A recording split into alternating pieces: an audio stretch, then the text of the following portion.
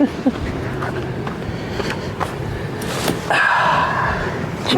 with the Nelsons. Yeah! Tripping with the Nelsons. Yeah!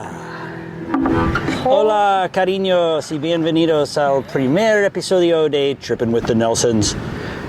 En español. Hecho en Mexico.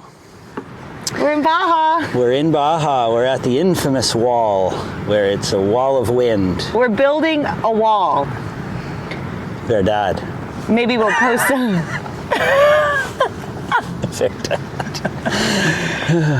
So we've been in Baja for a week. It's been pretty rad. We made a last-minute change on a last-minute recommendation and crossed the border at Tecate instead of Calexico, Mexicali, and it was smooth. Then we made it just a little ways down the Sea of Cortez and stayed the night at a place called Santuario. And then we cut over to the West Coast, where we spent the entire last week camping at Punta Alejandro. Which we loved. Yeah. There they have fish tacos every night, a little taqueria con nacha y Sergio, and they just fry them up, and they cost 40 Mexican pesos, which I think is like $2 and something cents, but with tip it's like $3 a taco. So nice. $8 a night for camping. Sandy, right, Point Break. Now we're at the wall, which is like cobblestone, everything. But we scored some surf. Fun waves this morning. Light enough wind, so, you know, I didn't do any research at all on Baja, not one thing. I just kind of trusted that since all my homies do it, I could do it. I had no idea it was so fucking windy here.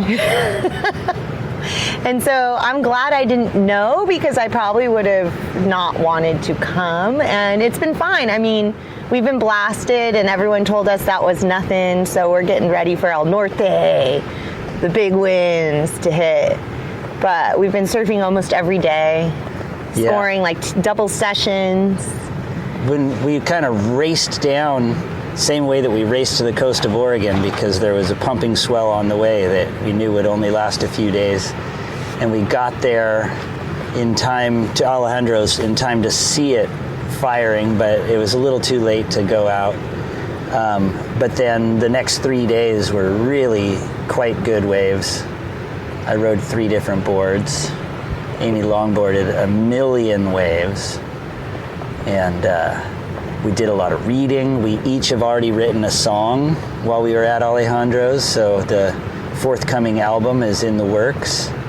I think when we get back from this trip, we're going to have enough songs to play a show about our trip. Yeah, we've been meeting some real classic. We actually did a concert in the cantina at Alejandro's. We're meeting some real classic dudes. We made a neighbor. We sweet talked ourselves into camping next to this groovy guy named Mario from Trinidad and Arcata. And it turned out he was a ukulele player too, and he jammed the favorite quote, "When in doubt," and he just freaking ripped Werewolves of London on his ukulele for the whole crowd. Everybody's singing along. The whole crowd of 5 of us. Yeah, the whole crowd is like 8 people. Just a lot of classic characters. Down here, everyone's from like Colorado or Montana. They're all some kind of like river guide or ski guide or extreme outdoors people. And they can all surf. Yeah. No matter where these people live. I think they spend enough time down here on these point breaks that they can all surf pretty well. And they charge, because they're just like charging adventurous.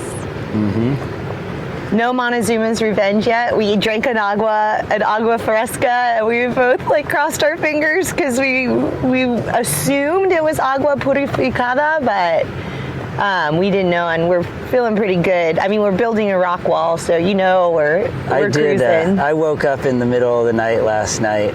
Our first night here at the wall. First night at Alejandro's, they had toilets, composting toilets with the diatomaceous earth that Jorge manned. But here, first night having to dig holes, and I woke up at like freaking midnight, had to just go out into the desert all spooky like and dig a hole. And I was so afraid that it was Montezuma's Revenge, but it turned out to be okay. Sorry, too much information. TMI. No, but me too. Like this morning at like 6 in the morning, I'm walking around with, we have the biggest shovel ever. It's not, I mean, I think we have a little trowel. But Jamie's like, just take the big shovel. It's so embarrassing. Like walking through the desert of Mexico, and then you finally find some like inkling of a hill, and there is like 4 other people pooping over there. So you have to like go up a little bit, and you think, oh, finally, I found some privacy. And then some dog comes with their owner. It's just public pooping. There's nowhere to hide. You just like go somewhere far enough away that people won't have to see anything too extreme. Yeah, but living out of the truck is working pretty good. We're figuring out our solar situation and keeping our fridge cold, which has been rad. Working great. And the 2 things I wish I knew more was to bring way more cash, and like sacar pesos from the ATM or whatever, or just get a bunch more American dollars, because nowhere takes credit cards down here. And the ATM, there was an ATM probably in San Felipe, but we didn't realize that there would never be another one until we go south to Guerrero Negro. And every town, the few towns that we have been in, they're called towns, places where you can get supplies. They do all have potable water, which is sweet, and like tanks of gas that you can like up in the air. And little mercados, but yeah, they're hardly towns. They're like outposts. Definitely no bank or ATM available anywhere. We're getting to the part where it even costs 10 pesos to use a baño. And luckily I had a bunch of like little monedas saved from years of traveling in Mexico. So we're like using that. We're just doing everything we can.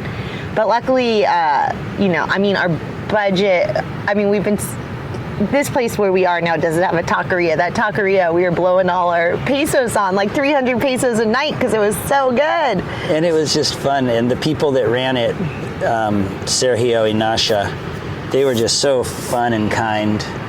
That's how we ended up playing our little concert there. They asked us Sergio asked us what we did all day, and I said that I had been playing the ukulele, and Nasha stuck her head out of the kitchen. Somebody plays guitar.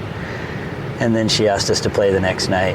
It turns out the wall is called, if you're from Baja, you call it El Mortito, which means like the little dead guy, because a dead guy washed up here years and years ago.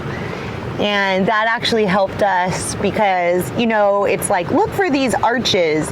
Then at the sign, this faded sign, turn right.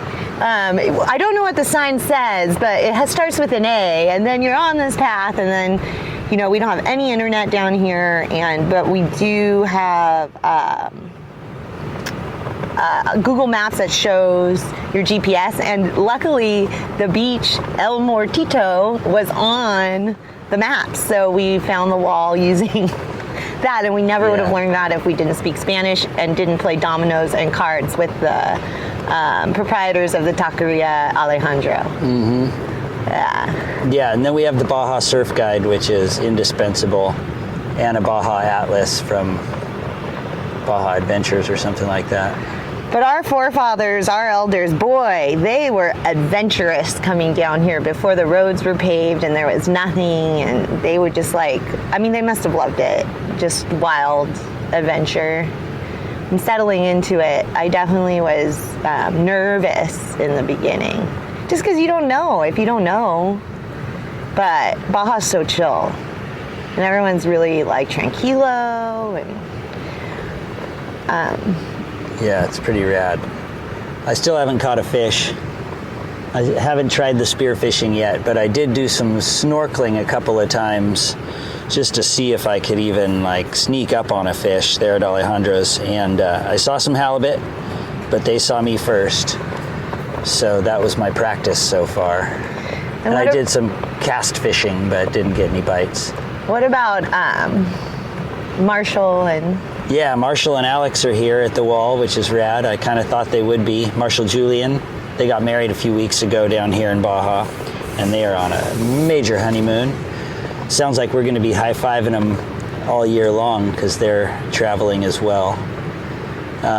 But yeah, they come here a lot, so while we're here, I'm going to follow Marshall around to some of the tide pools and catch some halibut, I think. He said it's been easy pickings, so that'll be nice.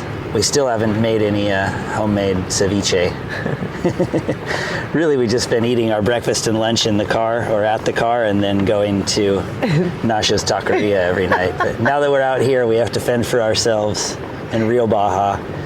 I mean, that's like saying real Hawaii when you leave Waikiki. Totally. But yeah, we're doing good. We've made it. We've survived our first week. And it's look rad. at us now. Yeah, we're just hanging out in the desert. Thinking about going surfing in the wind. El Norte is blowing full on. That's why we have these little... Blowing down the line. Whatever, these little hairy guys on Wind it. mufflers on our levelers. So awesome. Pretty rad. Well, This episodio is sponsored by Gabriel DeQuiro because he gave me 2 of these sweet shirts and they are saving my life. I've yet to receive a real sunburn in over a week in Baja. and thanks to all our fans who, no matter, just encouraging us to keep going with the podcast, that they miss the episodes. That makes us feel good. And we're sorry we've been lagging. It's just been a whirlwind. And it turns out it's hard to stop when you're moving like we are to do this, and it's embarrassing, as you know. But after carrying a shovel through camp to go poop like in the middle of everyone, it's like, hey, let's do a podcast. And then, we're just going to record a couple. We still have a lot to cover, but we're going to do a sequence of short ones. And when we leave here, we're probably going to go get a hotel for a night in Guerrero Negro, get some more pesos from an ATM somewhere, resupply some fruits and veggies and stuff, and use the internet at the hotel to hopefully get some of this info out to you lovely folks. All right, well, Yeah. that ends Baja ends episode 1. Baja week 1, hecho en Mexico. Ay, ay, ay, ay. Tripping with the Nelsons. Yeah!